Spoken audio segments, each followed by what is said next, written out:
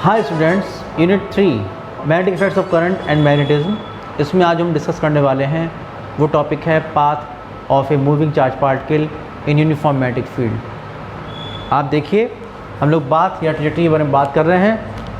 तो पाथ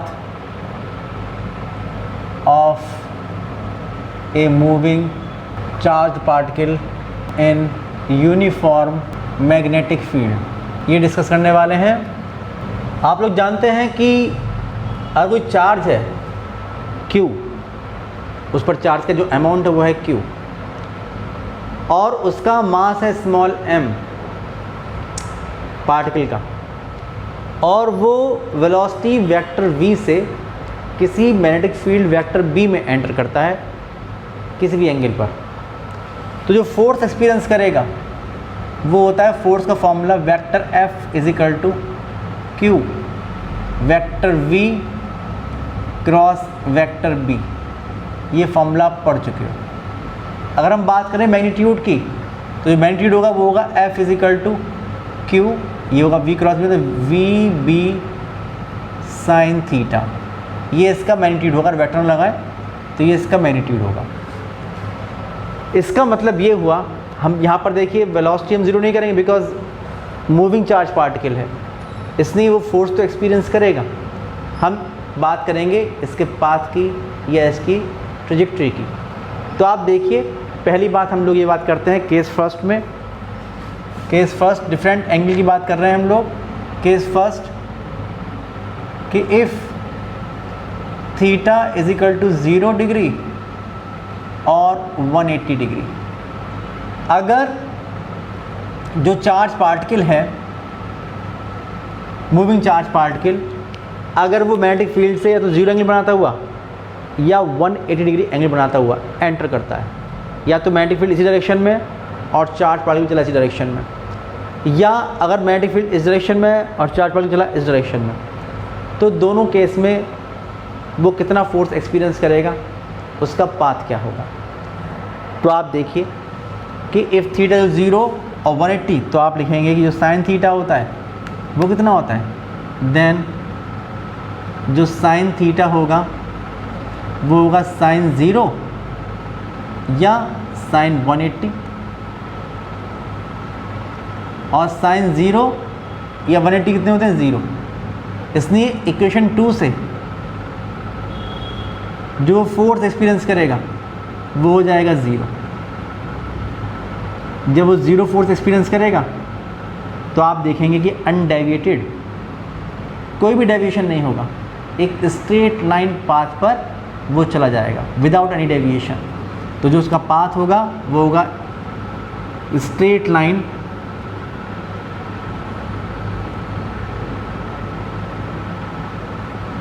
या अनडेविएटेड, कोई डेविएशन नहीं होगा उसमें।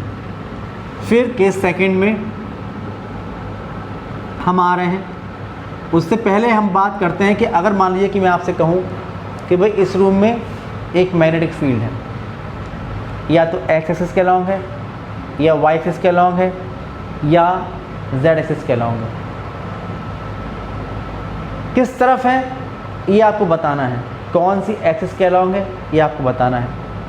तो आप देखिए, अगर आप चार्ज पार्टिकल छोड़ेंगे अलॉन्ग एक्स एक्सिस, अगर वो अपने पास से डेविएट हो गया, फिर छोड़ेंगे अलॉन्ग वाई एक्सिस, वो डेविएट हो गया, फिर छोड़ेंगे जेड एक्सिस, वो डेविएट नहीं हुआ, तो इसका अलॉन्ग जेड एक्सिस, या तो ऐसे अलॉन्ग प्लस जेड एक्सिस या अलॉन्ग माइनस जेड एक्सिस, ये डायरेक्शन जो होगी ये होगी मैग्नेटिक फील्ड डायरेक्शन।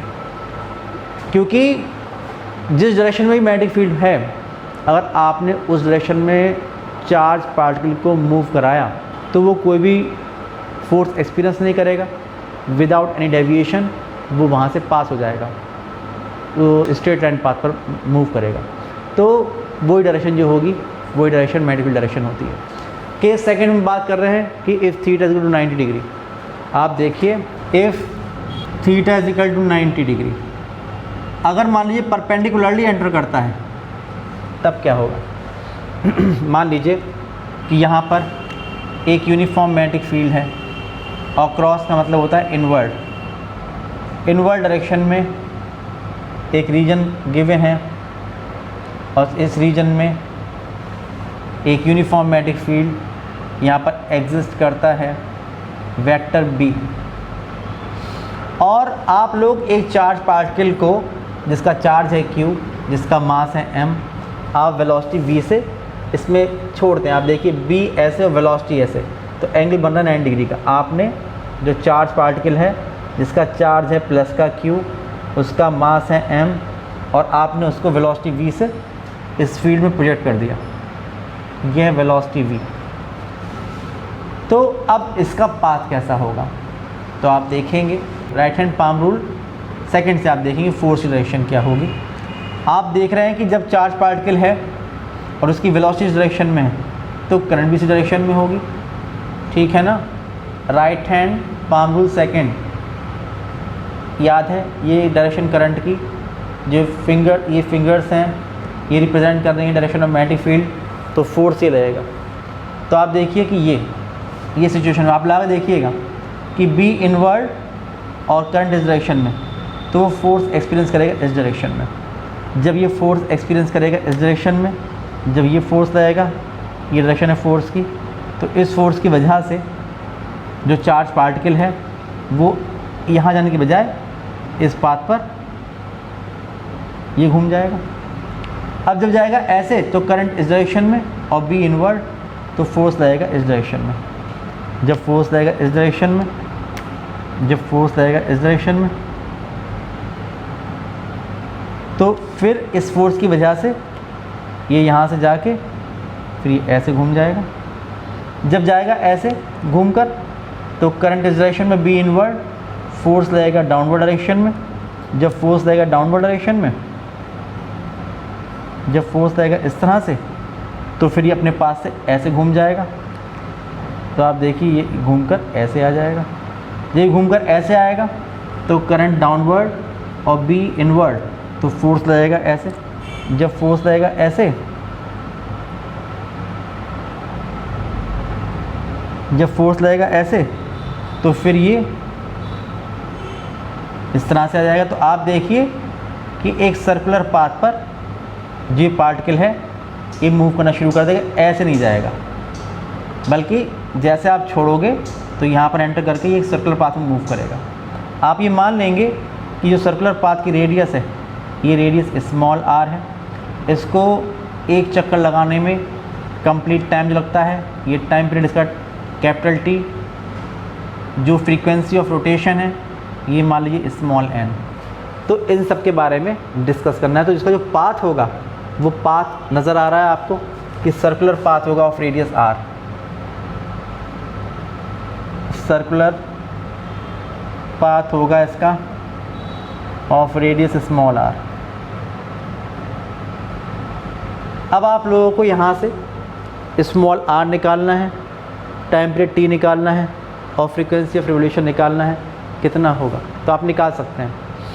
आप देखिए कि रेडियस निकालने के लिए आपको याद होगा कि जब भी कोई पार्टिकल या कोई बॉडी किसी सर्कुलर पाथ में मूव करती है, तो सर्कुलर पाथ में मूव करने के लिए उसको एक सेंट्रीपिटल फोर्स चाहिए होता है, और जो रिक्वायर्ड सेंट्रीपिटल फोर्स होता है वो वहाँ पर ही जो फोर्स लग रहा होता है उससे ही मिल जाता है। तो आप देखिए कि यहाँ पर जो फोर्स लग रहा है, ये जो फोर्स लग रहा है ये टुवर्ड द सेंटर, ये तो सेंटर तरफ फोर्स लग रहा है, सेंटर इसका ये O है, और जो फोर्स लग रहा है F, ये टुवर्ड द सेंटर O लग रहा है। तो ये सेंट्रीपिटल फोर्स है। तो सेंट्रीपिटल फोर्स जो मिल रहा है यहाँ पर वो मिल रहा है मैग्नेटिक फोर्स F से। तो आप लिखेंगे कि in this case centripetal force F suffix C is obtained by magnetic force F। इसका मतलब ये हुआ कि F suffix C is equal to F, जो सेंट्रल फोर्स होता है mv स्क्वायर अपॉन r, तो mv स्क्वायर अपॉन r, और F कितना होगा, F का फॉर्मूला QV साइन थीटा, तो QV B और साइन थीटा साइन 90, ये हो जाएगा, क्योंकि एंगल V और B के बीच का एंगल कितना है 90 डिग्री। तो होगा m V square upon R is equal to Q V B, ये हो जाएगा साइन 91 हो जाएगा। वेलोसिटी से एक ये वेलोसिटी कैंसिल हो जाएगी, स्पीड से स्पीड कैंसिल हो जाएगी, तो यहाँ से आप निकाल सकते हैं R radius of circular path, यह आएगा R is equal to M V upon Q B, M V upon Q B, ये निकल के आता है फॉर्मूला। ये पहली बात निकल के आई। और यहाँ से आप देखें अगर तो जो दो कंक्लूजन निकल के आते हैं वो निकल के आते हैं, पहली बात तो ये कि R is directly proportional to M V. M V क्या है? Momentum, linear momentum. जो radius of the circular path है, अगर मैं आपसे कहूँ, आप देखिए Q तो कांस्टेंट रहेगा, B भी कांस्टेंट है, तो जो radius of the circular path है वो उसके लीनियर मोमेंटम पर डिपेंड करेगी। अगर आप किसी पार्टिकल को डबल मोमेंटम से वहाँ पर भेजते हैं उस फील्ड में, तो रेडियस डबल हो जाएगी, ठीक है ना। दूसरी बात ये कि अगर आप देखें यहाँ से इस वाले फॉर्मूले से, तो आप देखेंगे कि M V upon Q B कर सकते हो कि v और ये m क्या है, q upon m into B. आप देखिए कि अगर आप देखें फ्रॉम a, तो आप लिखेंगे कि r is equal to v q upon m into B. जो q अपॉन m होता है इसे हम कहते हैं स्पेसिफिक चार्ज या चार्ज टू मास रेशियो।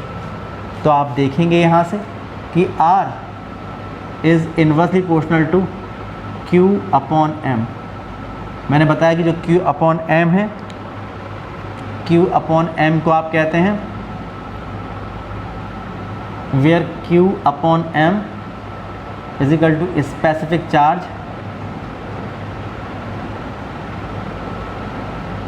और चार्ज टू मास रेशियो, ये होता है। तो इन दोनों बातों डिपेंड करता है। कभी क्वेश्चन मान लीजिए प्रूव करने को आया कि आप ये प्रूव करिए कि जो रेडियस और सर्कुलर पाथ है वो चार्ज पार्टिकल के लीनियर मोमेंटम के डायरेक्टली प्रोपोर्शनल है रेडियस, तो आप प्रूव करेंगे।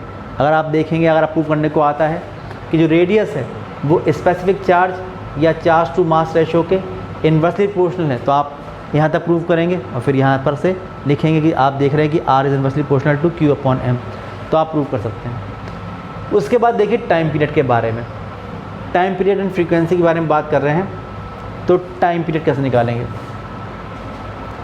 टाइम पीरियड ये निकालना है। तो आप देखिए टाइम पीरियड जो होगा, यानी एक रोटेशन कंप्लीट करने में टाइम लग रहा है t, ये किसके इक्वल होगा? Distance upon speed. तो डिस्टेंस कितनी है एक रोटेशन में? 2 पाई r, जो सरकमफ्रेंस है 2 पाई r और अपॉन v, ये होगा।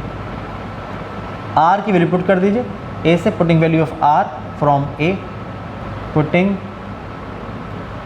Value of r from a, we get, तो आप देखेंगे t इज इक्वल टू हो जाएगा 2 pi upon v multiplied by r की वैल्यू है M V upon Q B, M V upon Q B, तो v से v कैंसिल हो जाएगा, तो t इज इक्वल टू आ जाएगा 2 pi m upon Q B, 2 pi m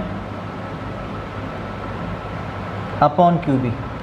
ये आपके पास एक और फार्मूला आ जाएगा, ये आ जाएगा, ठीक है। फिर आता है फ्रीक्वेंसी, फ्रीक्वेंसी ऑफ रिवोल्यूशन, एक सेकंड में कितने रोटेशन कंप्लीट कर रहा है। तो अगर आप देखें फ्रीक्वेंसी ऑफ रिवोल्यूशन कितना हुआ है इसका, तो फ्रीक्वेंसी देखिए, फ्रीक्वेंसी को हम स्मॉल n से रिप्रेजेंट कर रहे हैं, तो आप जानते हैं जो फ्रीक्वेंसी होती है वो होती है 1 अपॉन टाइम पीरियड। जब t वैल्यू पुट कर देंगे यहाँ से, तो n इज इक्वल टू हो जाएगा Q B upon 2 pi m, ये आ जाएगा।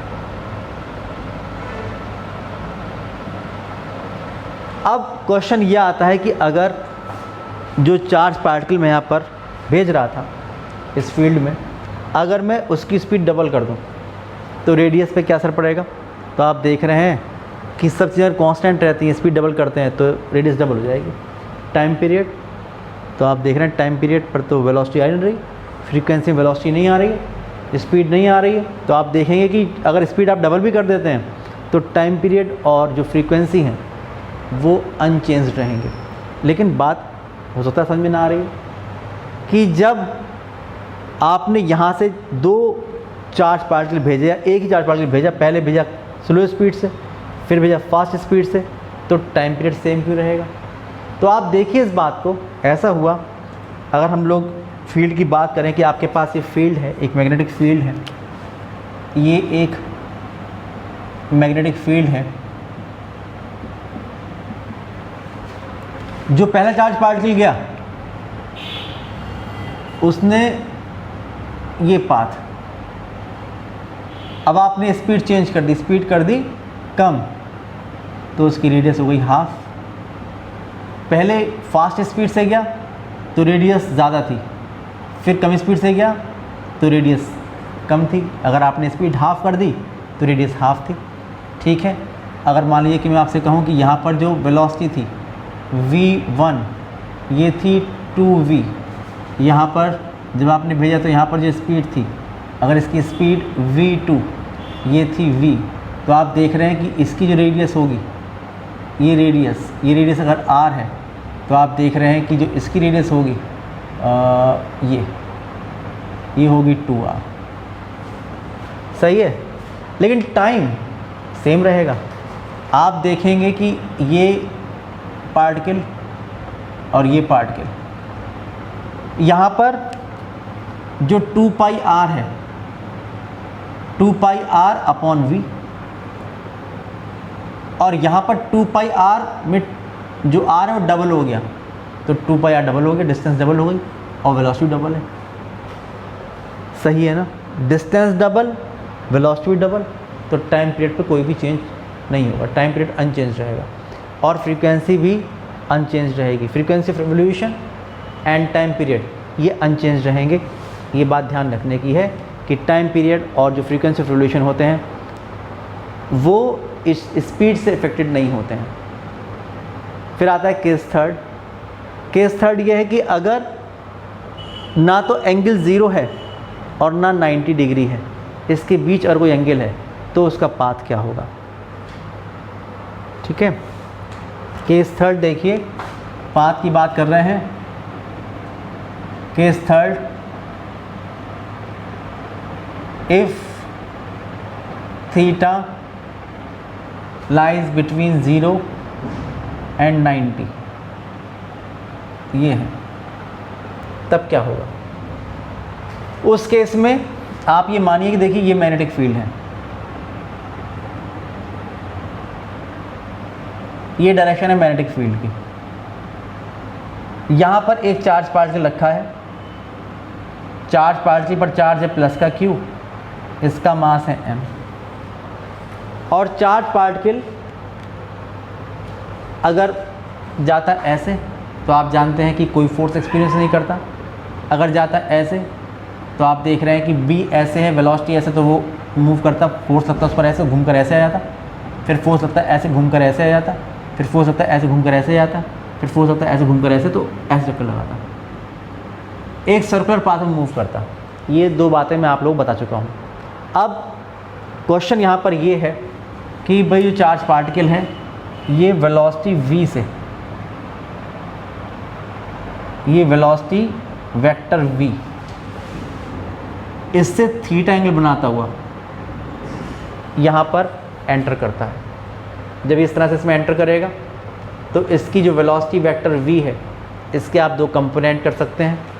इसके दो कंपोनेंट जो होंगे, एक कंपोनेंट होगा अलोंग द मैग्नेटिक फील्ड और एक होगा परपेंडिकुलर टू द फील्ड।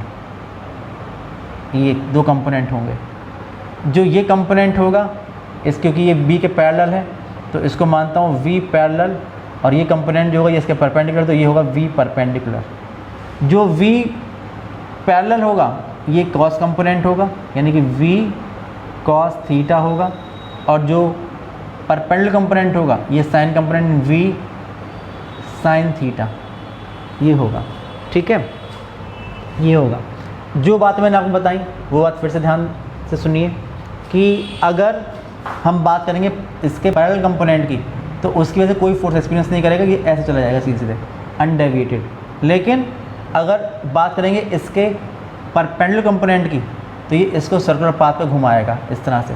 अगर दोनों मोशन को आप सुपर इम्पोज कर दें तो आप देखेंगे कि अगर ये चल रहा है ऐसे और ऐसे खींच रहा है इसको, तो उसका पाथ ये पाथ होगा इसका। ठीक है, हेलिकल पाथ, इसका जो पाथ होगा वो हेलिकल पाथ होगा, और उसकी रेडियस के बारे में बात करेंगे अभी। आप देखिए कि इसका पाथ एक हेलिकल पाथ होगा।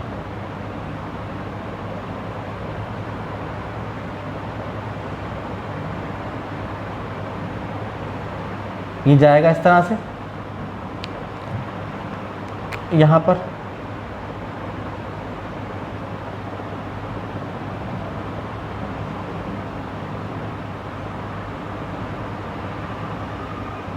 इस तरह से।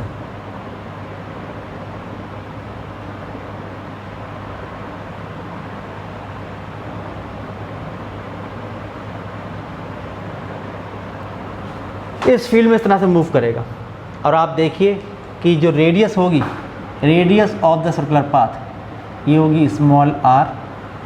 ठीक है, ये इसकी रेडियस होगी। जो टाइम पीरियड है इसका 1 रोटेशन कंप्लीट करने में, यहाँ से चले और यहाँ पर आए, ये कैपिटल T होगा। ठीक है भाई, ये टाइम कैपिटल T होगा। और एक अलग सी बात भी यहाँ पर थोड़ी सी आती है कि एक रोटेशन कंप्लीट करने में आप देख रहे हैं कि कुछ डिस्टेंस भी कवर करेगा in the direction of b, इसको हम पिच कहेंगे। ये चीज़ जो होगी इसको हम पिच कहते हैं, पिच p, ये होती है पिच p।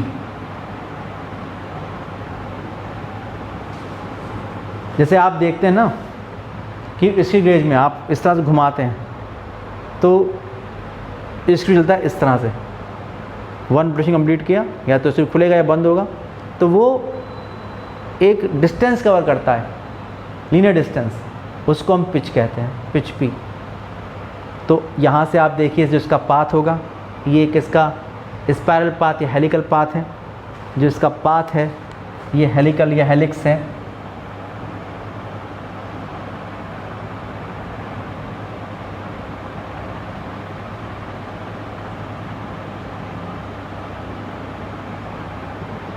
ये इसका पाथ है। अगर आप देखें कि अगर आपको रेडियस निकालनी है इसकी, तो रेडियस ऑफ हेलिकल पाथ, तो रेडियस जो होगी फॉर्मूला होता है mv/qb। कौन से पाथ, कौन से मोशन की वजह से?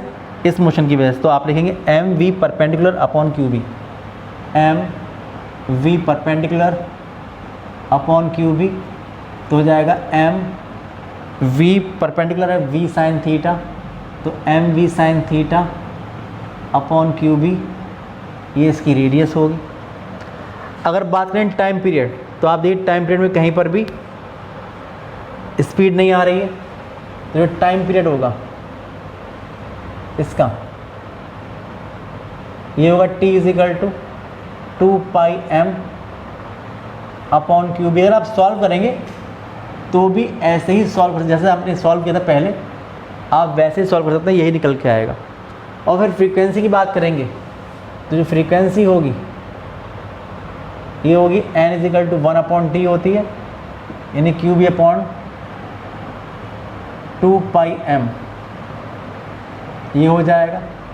फिर मैंने बताया कि पिच जो भी लीनियर डिस्टेंस कवर करी है in the direction of magnetic field, वो आप निकाल सकते हैं। तो पिच p, पिच p आपको याद होगा प्रोजेक्टाइल मोशन में कि अगर t टाइम में डिस्टेंस निकालनी है, कितनी डिस्टेंस कवर करी इस डायरेक्शन में, तो वेलोसिटी इन दिस डायरेक्शन या speed in this direction multiplied by time. तो इस डायरेक्शन में जो स्पीड है वो है v पैरेलल, और टाइम कितना निकालना है, कैपिटल T, एक रोटेशन में। तो जो पिच होगी वो होगी v parallel magnetic field direction में जो इसकी स्पीड है, और वन रोटेशन में जो टाइम लग रहा है कैपिटल T। तो v पैरेलल कितना है, v cos theta, v cos theta, और t का फॉर्मूला है 2πm अपॉन QB। तो इस तरह से हम लोग पिच भी निकाल सकते हैं।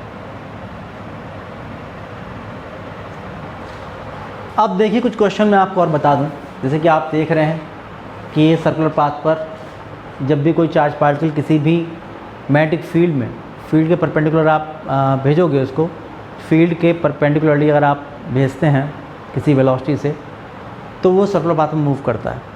अब मैं आपसे कहूँ भाई कि ये पार्टिकल यहाँ से यहाँ तक गया, तो कितना वर्क किया इसने, वर्क डन कितना होगा, ये क्वेश्चन अगर मैं आपसे पूछूं तो वर्क डन होगा 0। क्यों होगा वर्क डन 0? वर्क डन 0 इसलिए होगा क्योंकि आप जानते हैं कि जो वर्क डन होता है ये होता है W = या dW = F.ds, ये होता है, या F.ds cos कितना एंगल बन रहा है, F ये और ds ये। तो इंस्टेंटेनियस जो डिस्प्लेसमेंट है और जो फोर्स है उसके बीच एंगल है 90 डिग्री का, तो वर्क डन होगा 0। पूरे सर्कुलर पाथ के लिए नहीं, एक छोटे से पोर्शन के लिए भी जो वर्क डन होगा वो 0 होगा। यहाँ पर आप देखेंगे तो यहाँ पर भी आप देख रहे हैं जो फोर्स लग रहा है वो डिस्प्लेसमेंट के परपेंडिकुलर है, तो वर्क डन होगा 0। जब वर्क डन 0 होगा तो उसकी जो काइनेटिक एनर्जी है उसमें क्या चेंज होगा। अगर कोई चार्ज पार्टिकल यहाँ से एंटर करता है तो आप देखिए फील्ड में मूव करता है, तो जो उसकी काइनेटिक एनर्जी है वो किस तरह से चेंज होगी, वो क्या कम होगी या बढ़ जाएगी फील्ड में जाने पर। इस क्वेश्चन का आंसर है क्योंकि वर्क डन जब 0 हुआ तो आप जानते हैं एक थ्योरम पढ़ी है आप लोगों ने 11th क्लास में, वर्क एनर्जी थ्योरम। तो जब वर्क डन 0 है तो जो काइनेटिक एनर्जी होगी वो कैसी होगी, आप जानते हैं कि change in kinetic energy is equal to work done, और वर्क डन कितना है 0। तो जो काइनेटिक एनर्जी होगी, चेंज इन काइनेटिक एनर्जी, वो होगी 0, इसलिए काइनेटिक एनर्जी कैसी रहेगी, कांस्टेंट। जो काइनेटिक एनर्जी है उसमें कोई चेंज नहीं होगा, काइनेटिक एनर्जी कंजर्व रहेगी। फिर बात ये आती है कि उसकी स्पीड पर क्या फ़र्क पड़ेगा। तो आप जानते हैं कि जो काइनेटिक एनर्जी होती है ये होती है ½ mv²। जब ये कांस्टेंट है और मास तो कांस्टेंट हो गई, तो जो उसकी स्पीड है वो कांस्टेंट रहेगी। जब चार्ज पार्टिकल एंटर करेगा फील्ड में, जिस स्पीड से एंटर करेगा वही उसकी स्पीड रहेगी। लेकिन अगर आपसे कहा जाए वेलोसिटी, तो वेलोसिटी कांस्टेंट नहीं रहेगी, बिकॉज वेलोसिटी का मतलब होता है कि स्पीड विद डायरेक्शन। तो डायरेक्शन हर पॉइंट पर चेंज हो रहा है, यहाँ पर ये है, यहाँ पर ये है, यहाँ पर ये है, टेंजेंशियल डायरेक्शन में है, इसलिए वेलोसिटी चेंज होगी लेकिन स्पीड कांस्टेंट रहेगी। अगर आपसे कहा जाए कि इसका जो लीनियर मोमेंटम है, यहाँ पर जो स्पीड है वो कांस्टेंट नहीं होगी। जो लीनियर मोमेंटम है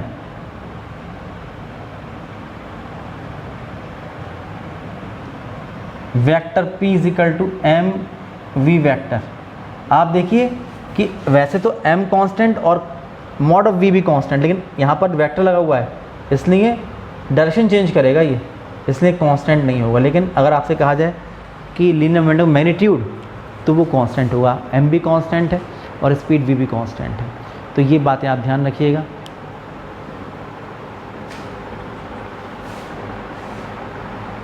नेक्स्ट जो वीडियो होगी उसमें बचे हुए टॉपिक्स को डिस्कस करेंगे। तब तक के लिए बाय बाय।